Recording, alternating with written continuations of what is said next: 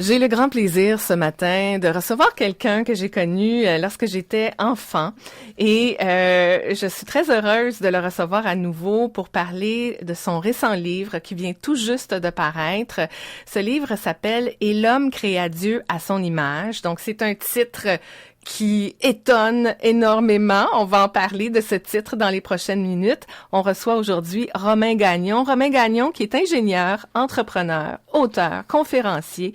Il a écrit le livre dont vous vous souvenez peut-être, Vivre mince et gourmand et en santé, un ouvrage qui est paru en 2004 et qui parlait de nutrition, qui a connu un beau succès, ce livre. Alors Romain Gagnon, bonjour. Bonjour.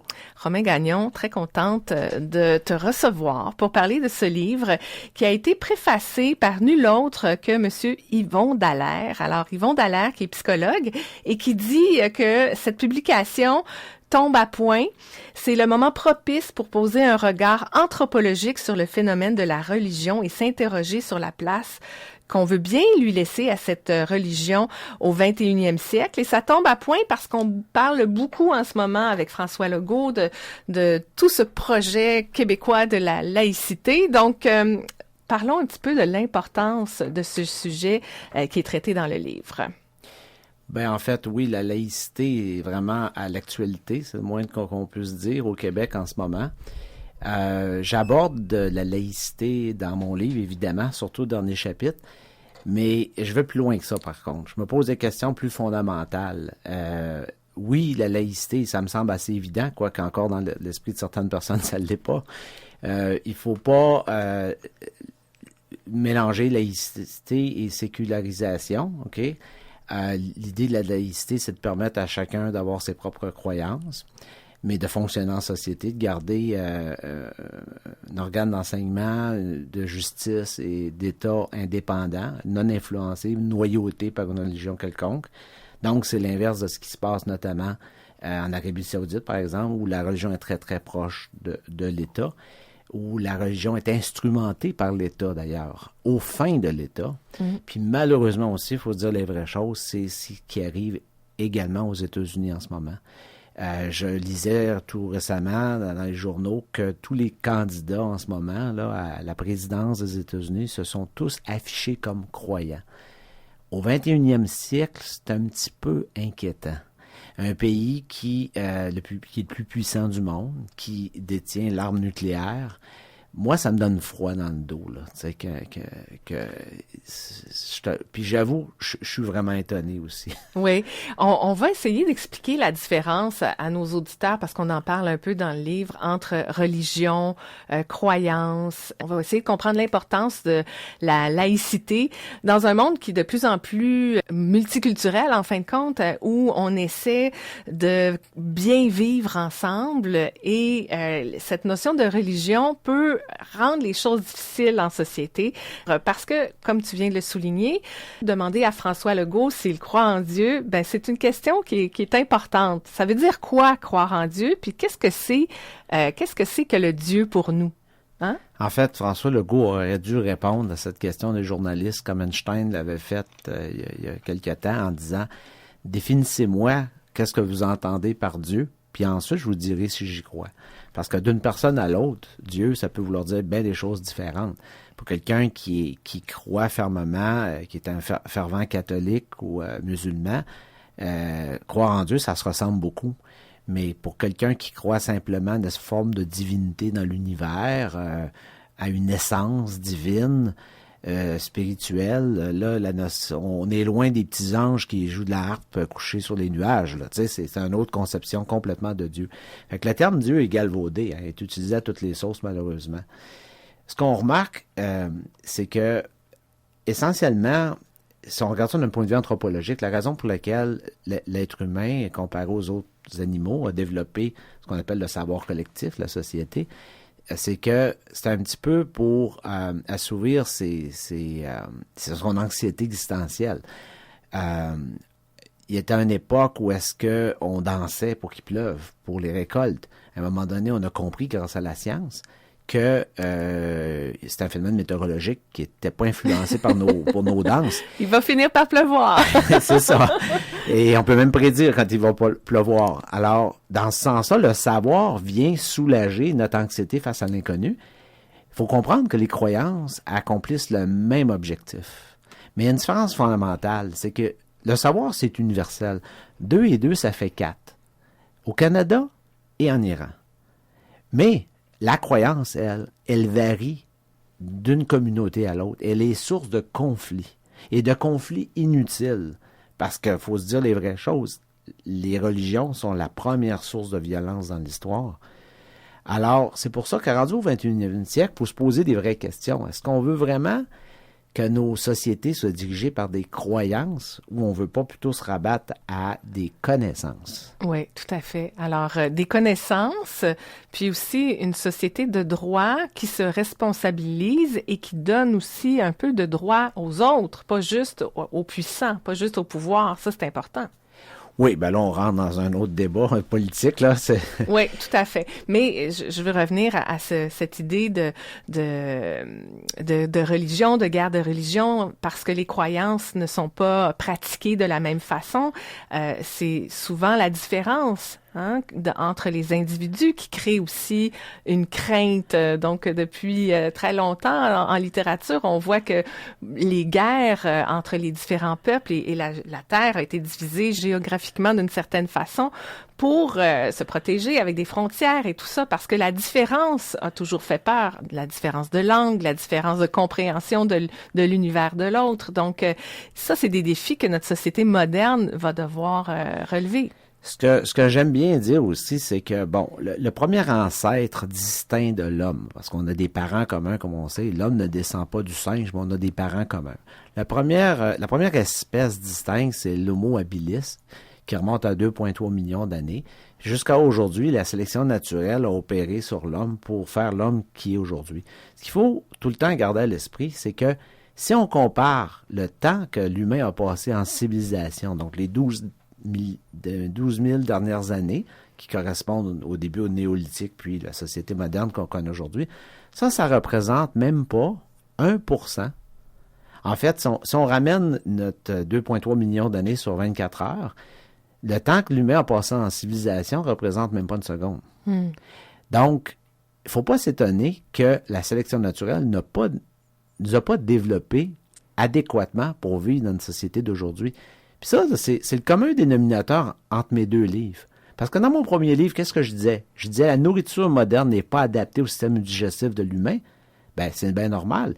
Alors, regardez tous les aliments qui ont changé récemment, mais l'estomac de l'humain n'est pas différent d'il y a 10 000 ans, là, dans le temps qu'il était un chasseur-cueilleur. Mais ce même raisonnement-là s'applique dans mon deuxième livre aussi. Les facultés cognitives que la sélection naturelle a développées dans le cerveau humain sont pas adaptés pour vivre dans notre vie d'aujourd'hui. Alors, notamment, moi, ce que j'ai appelé dans mon livre le bug de la sélection naturelle, cette tendance à croire à l'au-delà, à croire qu'il y a une vie après la mort ou à croire qu'il y a un Dieu qui nous regarde vu d'en haut, ça, c'est un bug dans le logiciel de la sélection naturelle qui est une conséquence de ce que je viens d'exprimer, là. Ça a été utile à une certaine époque, mais aujourd'hui, dans notre société moderne, c'est pas utile du tout. Au contraire, c'est une source de conflit incroyable. Oui. Parlons un petit peu de ce qui peut rallier toutes les religions, parce que quand on essaie de pas jeter le bébé avec l'eau du bain, on sait qu'il y a des pratiques religieuses qui peuvent être très apaisantes. Tu l'as souligné tout à l'heure, les gens qui veulent un petit peu tempérer leur anxiété, souvent sont de fervents pratiquants, encore plus fervents que certains autres qui vivent un peu moins d'anxiété, qui ont réfléchi sur la chose d'une façon particulière. Donc, cette religion qui nous guidait au niveau social sur une façon de vivre avec un civisme par rapport à l'être humain qu'on côtoie dans notre famille ou bien dans notre ville, un désir d'aider l'autre, de servir l'autre. Par quel autre discours ça devrait être véhiculé, tout ça? Bon, d'entrée de jeu, comme tu dis si bien, il ne faut pas jeter le bébé avec l'eau du bain. C'est pas parce qu'on renonce à la religion qu'il faut renoncer à la spiritualité. La spiritualité, elle est nécessaire pour bien vivre, pas la religion. Il ne faut pas croire non plus, contrairement à ce que même moi-même je croyais avant de faire mes recherches, que toutes les belles valeurs véhiculées par les religions, la bonté, l'entraide, la compassion, l'empathie, tout ça, que ça vient des religions. Ça, c'est une erreur anthropologique majeure. Ça a été démontré, référence scientifique à l'appui, puis je donne toutes les références dans mon livre, il y en a plus que 500, que toutes ces belles valeurs-là ont été programmées dans le cerveau de l'être humain par la sélection naturelle. Donc, l'homme est naturellement bon. Il est naturellement violent aussi, etc. En fait, tout le bon et le mauvais se retrouvent déjà dans le cerveau humain. Quand on monte à un enfant, qu'est-ce que la bonté? Tout ce qu'on fait en réalité, c'est qu'on colle une étiquette de mots, bonté, à quelque chose que l'enfant connaît déjà. C'est pas vrai qu'on enseigne la bonté à un enfant. C'est pas vrai qu'on enseigne la jalousie. C'est pas vrai qu'on enseigne la colère, le mépris, etc. Tout ça, c'est déjà préprogrammé dans le cerveau. Donc, pour répondre à ta question, moi, ce que je propose dans mon livre à la fin, c'est une espèce de pas de religion. Moi, je pense qu'il faut bannir les religions. C'est plus une éthique. Une éthique qui partage les mêmes belles valeurs que les grandes religions prônent. Mais malheureusement, les religions les prônent, mais font tout le contraire de ce qu'ils prônent. Oui. Alors là, il faut faudrait s'entendre sur une espèce d'éthique. Ça, c'est le côté plus utopiste de mon livre, là. Mais ça en prend toujours un petit peu d'utopie si on veut avancer. Tout à fait. Hein, tout commence par une idée. Hein? Oui. Alors, le côté, en général, mon livre, on le reconnaît en le lisant, là, c'est la plume d'un ingénieur, quelqu'un de plate puis terre à terre. Hein? Mais la fin de mon livre, néanmoins, je m'éloigne un peu de mon style un petit peu... ingénieur, et puis j'amène cette idée-là d'éthique universaliste, utilitariste. C'est pas moi qui ai inventé l'utilitarisme non plus, j'ai récupéré ces concepts-là du siècle passé, mais une éthique, comme je dis, qui garde le bon des religions, mais rejette le mauvais, finalement. Oui. Dans quel lieu? J'essaie d'imaginer, là, parce que quand on pratique une religion, que ce soit les religions islamiques, que ce soit la religion catholique, le christianisme, on va à l'église. Il y a des rituels, et ces rituels qui ressemblent à des gestes qu'on fait, les prières, les mots qui reviennent, qui sont apaisants, tout ça sert justement à calmer cette anxiété, puis à nous programmer, j'ai l'impression, vers une attitude, une façon, comme on programme un ordinateur, à nous orienter là, vers une attitude qui soit plus saine, parce qu'on parle de bonheur dans ton livre, Romain, puis ça, c'est un sujet qui est très, très important. Quand on veut être heureux, parce que chacun de nous, les êtres humains, on se questionne, on a des questions existentielles, on a des crises existentielles, puis tout ce qu'on veut atteindre, comme les anciens philosophes nous disaient, c'est le bonheur. On est toujours en quête de ce bonheur. Donc, quand on s'en va dans un lieu qui est une église, on en ressort très souvent avec un grand apaisement, avec des outils pour nous apaiser. Donc, quels seront ces lieux, si ce n'est pas à l'église, quels seront ces lieux où on va pouvoir entendre ces discours qui peuvent nous réconforter, qui peuvent nous orienter vers une façon de faire qui va préserver notre tissu social, qui va même l'enrichir, un tissu social qui s'est un peu étiré, qui s'est un peu défait dans les dernières années. Comment on pourrait imaginer ça? D'abord, je suis entièrement d'accord avec toi. La religion apporte plusieurs choses, des bonnes et des mauvaises. La religion apporte des explications scientifiques. Là-dessus, elle a tout faux, évidemment. L'homme n'est pas né, comme on l'explique dans la Genèse il y a 6000 ans. Là, on a compris ça depuis longtemps. Mais la religion apporte a apporté pendant longtemps, puis elle le fait encore dans certains pays islamiques, remplace en quelque sorte le système judiciaire. OK? Parce qu'on dit voler, c'est mal, etc. On a un système judiciaire pour ça aujourd'hui. On n'est pas obligé de ramener ça. On peut comprendre aujourd'hui en humaniste que voler, c'est mal. Pas besoin d'un Dieu pour nous dire que tuer ou voler, c'est mal. Il faut évoluer un peu. Par contre, l'élément que tu apportes est très pertinent. La religion apporte... L'homme est une espèce fondamentalement sociale. Puis la religion apporte d'aspect de communauté. Et ça, c'est important. Les rites sont importants. C'est ce que je disais encore tantôt. Il ne faut pas jeter le bébé avec l'eau du bain. Il faut comprendre que la religion n'a pas inventé le mariage. Les religions ont récupéré des rites qui datent de plusieurs centaines de milliers d'années, voire millions d'années. Les mariages existaient au début du néolithique, là. C'est juste que quand la religion catholique a été créée, ben on a récupéré des rites humains, comme le baptême, comme le mariage, comme les funérailles. C'est tous des rites qui sont communs à toutes les religions. Fait qu'il faut pas confondre.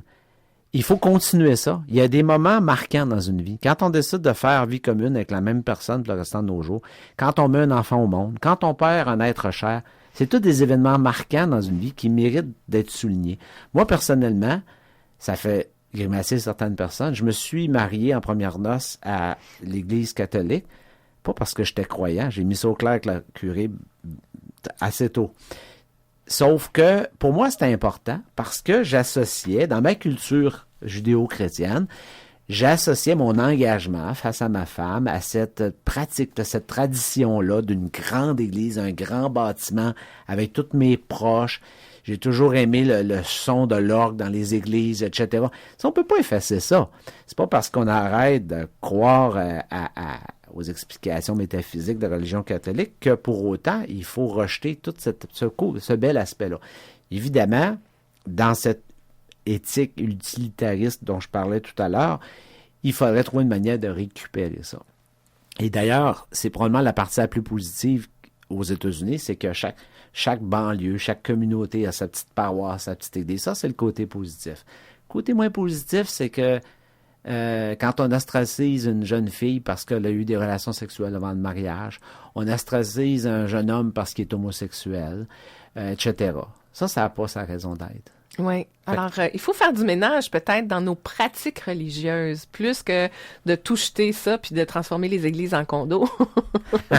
Hein? Oui, effectivement. Alors, faire du ménage, je pense qu'on a commencé à le faire dans les dernières années, c'est sûr et certain, mais on verra ce que ça donne dans les années futures avec tous ces débats qu'on a actuellement sur la laïcité. On va refaire une place différente, certainement, aux rituels religieux, ça c'est sûr et certain.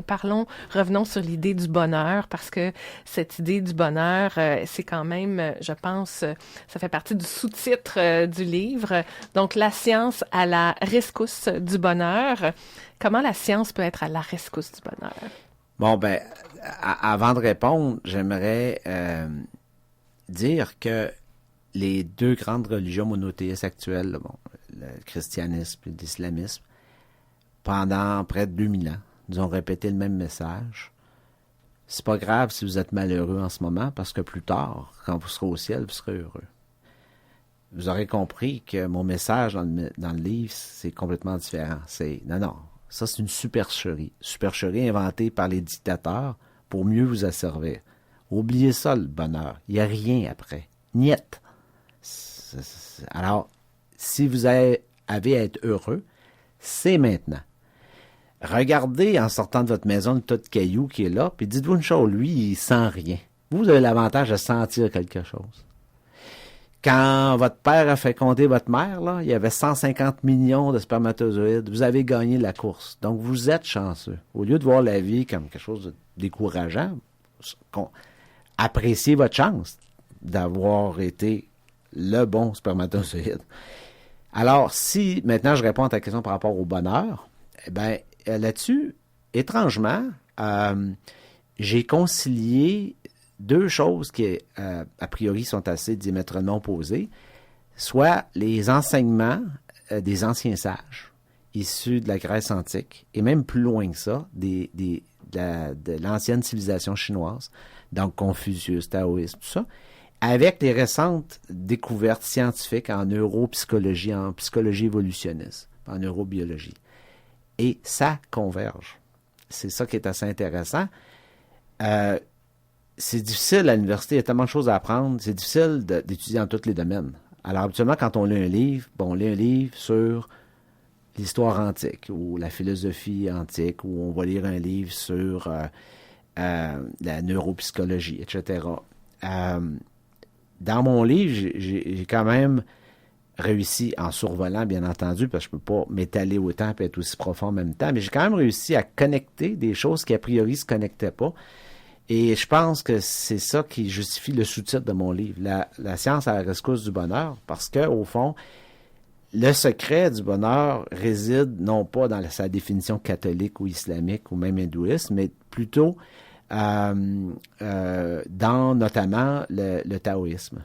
L'équilibre entre le fameux yin et le yang. On peut dire aujourd'hui, dans les termes plus modernes, l'ordre et le chaos.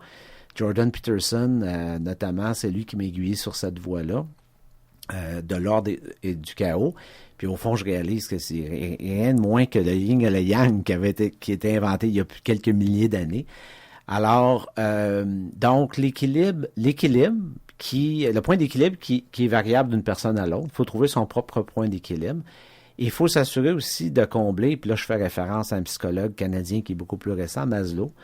Donc, combler les 5 étages de la pyramide de Maslow. T'sais. Puis quand on échappe un étage, ben on n'est pas heureux. T'sais. Suffit de comprendre ça et on s'en va vers le chemin du bonheur, c'est sûr et certain. Alors, c'est un livre que je trouve fort intéressant qui va permettre aux gens de comprendre plein de choses et de faire des liens que vous avez peut-être faits, chers auditeurs, entre la cosmologie, la physique quantique, la neurobiologie, l'anthropologie, la psychologie évolutionniste, l'écologie, l'histoire, la philosophie, la politique, autant de sujets qui passionnent Romain Gagnon et que je trouve, super intéressant à lire et à décortiquer. Yvon Dallaire dit dans sa préface que c'est comme un pavé dans la mare, ce livre-là, que il y a quelque chose qui n'est pas politically correct. Alors, parce qu'il y a des sujets que tu touches, Romain, dans ça, et la façon dont tu parles dans ce livre-là peut être peut-être mal interprété. Il y a peut-être des gens qui vont dire il nourrit l'islamophobie. Donc, est-ce que tu as réfléchi à ça quand tu écrivais le livre? Oui, mais j'ai jamais eu peur de la controverse depuis mon jeune âge. Je suis pas à une controverse près, j'ai jamais eu la langue dans ma poche. Je fais pas exprès, par exemple. Je fais pas exprès pour provoquer les gens. Il y a des gens, des auteurs qui prennent plaisir à ça. Je suis honnête dans ma démarche quand même. Sauf que je me censure pas. Je le dis en avant-propos, d'entrée de jeu. Ça pourrait être facile de dire que c'est un manifeste d'extrême droite. T'sais. On pourrait dire ça facilement. C'est vraiment pas le cas. Les gens qui me connaissent savent très bien que je suis loin d'extrême droite. Je suis loin d'être un communiste aussi. En fait, je me définis humoristiquement comme un extrémiste du centre. Mm-hmm. Fait que, oui, je dis beaucoup de choses qui sont pas politiquement correctes au sujet des religions. C'est un petit peu candide, je trouve, la façon dont tu les dis, ces choses-là. C'est comme si un enfant parlait, dans le sens où quand on dit la vérité sort de la bouche des enfants, c'est un peu ça. C'est comme si, là, il n'y avait pas de censure parce que tu te dis, c'est important de le dire. Absolument, puis je me laisse toujours guider par mon sens scientifique. C'est ma formation au départ, même si j'ai étudié dans toutes sortes de choses par après dans ma vie. À la base, j'ai étudié en sciences. Fait que ça m'a donné une espèce de rigueur intellectuelle que je traîne partout maintenant. Là. Même quand j'analyse l'histoire, la philosophie, toutes des sciences humaines, qui est très loin de mon domaine original d'études, je garde cette rigueur-là que m'a conféré ma formation originale. Puis notamment sur un sujet, à un moment donné, j'ai un chapitre dans mon livre qui est sur la moralité. Et là, je fais une analyse rationnelle de la moralité. Faut le faire. Au fond, ce que je dis, c'est que Dieu, s'il existe, il se fout vraisemblablement pas de notre bonheur, dans le sens que s'il était contre le mal, il l'aurait pas créé au départ. On s'entend? Vraisemblablement, il suffit de regarder les catastrophes naturelles pour se convaincre que c'est pas Dieu, encore une fois, s'il existe, il se soucie peu de notre sort. Donc, au fond, le bien et le mal, c'est entre les mains de l'homme. Et on pourrait tenter de croire à tort qu'un homme égoïste. Donc, les gens croient que l'homme athée est nécessairement nihiliste ou à tout le moins égoïste. Nihiliste, vous savez, ça veut dire pas avoir de valeur, tu sais, pas avoir aucune... Et c'est faux. Et il y a une explication évolutionniste à ça. Et elle est notamment dans Maslow. Elle se reflète dans Maslow. C'est que Maslow disait déjà, pour être heureux, il ne suffit pas d'avoir mangé à sa faim, d'être correctement vêtu ou d'être logé convenablement ou encore même d'avoir des relations sexuelles. Il faut en plus avoir l'estime de nos proches, puis il faut avoir un sentiment d'accomplissement. Et prenons l'exemple d'un homme d'affaires véreux qui s'appliquerait à faire des profits, par exemple, aux dépens de ses clients, etc. Ben, c'est pas vrai que lui va être heureux. Parce que il va pas atteindre son 5, à part les psychopathes. Les psychopathes, ils vont prendre plaisir à tuer des gens. Mais je parle des gens normaux. Les gens normaux seront pas heureux en faisant ça. Et c'est là qu'est l'explication de la quadrature du cercle. Là. C'est la raison pour laquelle il faut comprendre que quand même que demain matin, on ferait exploser la Terre avec une guerre nucléaire ou qu'on ferait des méga déversements de pétrole, Dieu en a rien à foutre. On est un astre parmi des milliards qui flottent. Puis au moment où on se parle, il y a plein d'astres en ce moment qui explosent. Pas dû à des guerres nucléaires, mais à d'autres explosions nucléaires. Alors, c'est notre intérêt à nous, comme humains, de s'assurer que ça se passe bien ici avec l'environnement et avec notre société. Et ça, là, et la motivation, c'est pour ça que Nietzsche, il disait, la morale est immorale. Moi, quand j'ai appris ça au cégep, dans mes cours de philo, puis ça m'a bien gros perturbé, ça m'a pris 30 ans à comprendre ce qu'il voulait dire. Là, j'ai compris finalement. C'est que la morale, elle a une raison d'être évolutionniste. La morale, elle est là pour s'assurer que l'homme ne s'entretue pas, et c'est ça qui contribue à son bonheur. Fait que le salaire de la morale, c'est le bonheur, la sérénité. Et quand on a compris ça, on a compris bien des choses. Vous savez, l'homme, le rat, en fait, parlons du rat, c'est la seule espèce animale qui partage ce trait-là commun avec l'homme, qui est celui d'entretuer, de tuer les siens. Le seul animal, à part l'homme, qui fait ça. On a malheureusement cette faculté-là, l'homme, mais on a aussi des grandes facultés aussi qu'on partage avec aucun autre animal, de faire le bien, de protéger l'environnement, etc. Et il faut comprendre que on le fait pas pour faire plaisir à quelqu'un qui nous regarde d'en haut, on le fait pour nous. Les gens qui font le bien sont plus heureux. C'est pas vrai que ceux qui s'enrichissent davantage, ça vous allez me dire, hey, c'est cliché, Romain, on l'a trop entendu celle-là. Mais c'est vrai. C'est vrai. Et il a fait des études aux États-Unis qui démontraient qu'au-dessus de 75 000 piastres US par année, ça sert à rien de faire plus d'argent. Vous ne serez pas plus heureux. C'est faux de croire ça. Si vous pensez ça, c'est parce qu'il y a encore quelque chose dans la vie que vous n'avez pas compris. Fait que, oui, ça fait cliché. À la limite, on va me dire cucu, cette conclusion-là. Mais j'ai comme trouvé l'explication scientifique à ça, là, au bonheur. Oui. Donc, à travers l'évolution de l'homme, tout au long de l'humanité, on trouve plein de réponses. Et L'homme créé à Dieu à son image, c'est un livre qui vous permet de réfléchir sur toutes ces grandes questions. Donc, si vous vous posez de grandes questions existentielles en ce moment, peut-être que vous voulez mettre la main sur ce livre. Romain, si on veut se procurer le livre, comment on fait? Ben, ça va être disponible dès la fin du mois dans tout le réseau Renaud-Bré, Archambault. Disponible aussi sur Amazon, disponible aussi sur mon propre site d'auteur, romain-gagnon-auteur.net. Alors, vous avez l'embarras du choix. Merci beaucoup, Romain Gagnon, d'avoir été là. Ça me fait plaisir.